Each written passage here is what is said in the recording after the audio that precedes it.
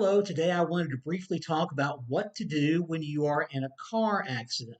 There's really only three things you absolutely need to do. First of all, you have to stop.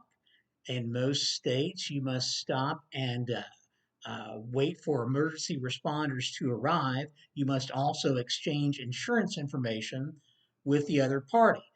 If you're involved in if there's no one in the other car, then you need to leave a note. In some states, you don't have to always leave your insurance information. Also, in some states, you have to call first responders, not just wait for them to show up. Second, you need to get medical attention. Always need to see a doctor. Uh, when we're in an accident or another sudden injury happens to us, adrenaline masks our pain. That's why when you see kids get seriously hurt in a football game or something like that, they usually tell their coaches, "Oh, I'm fine. I can go right back in the game," because that they really feel fine. They don't know how injured they are, and you don't know how hurt you are until a doctor checks you out. And that leads us to our third point, which is always speak to a lawyer.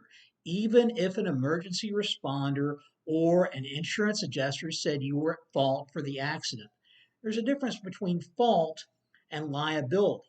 Fault is sort of like the halftime score of a football game, to use a football analogy again, and liability is like the final score of a football game. So only a lawyer can determine whether or not you are entitled to compensation and how much compensation you have coming. Hopefully, these points helped you out a little bit, and I hope you have a good day.